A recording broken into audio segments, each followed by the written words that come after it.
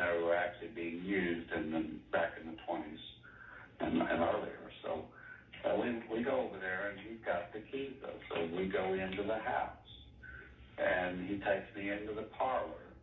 And he says, well, I know you're a praying guy, so you probably would like to have a little time to pray. He said, you're standing right on top of the altar right now. This is the room that is built on top of it. He said, I'm just going to go over here and sit down for a few minutes and read the newspaper, and I'll let you pray and do whatever you need to do.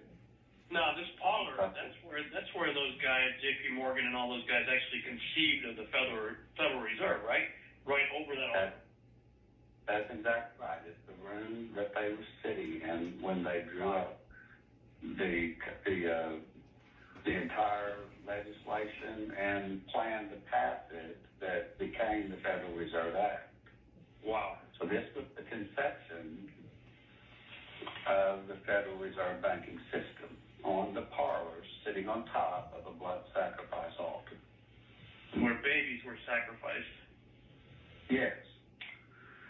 And so all of a sudden it's like, wow, no wonder our banking system has so much corruption in it, even when people want to do the right thing, you know? No kidding. And so, just being a banker is not an easy job, but it's like, not all of them are bad guys, but it's like, wow. And that was not what our founders set up. That took over, it usurped the authority of the way our founding fathers suggested that we bank as a country.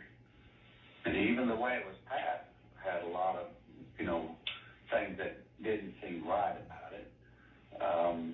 But the idea that it was conceived like this, I'm going, this is not just a bunch of wealthy guys that got away for many of you who don't know, the founding fathers were the Randolph family of Henrico, Virginia, descendants of King Robert the Bruce. Yeah. So even if it had been a good idea and something beneficial for the country, which many would argue that it was, this demonic power must have gotten into it, because they didn't just create a bank, they created a banking system that every one of us have become subject to. So think about this.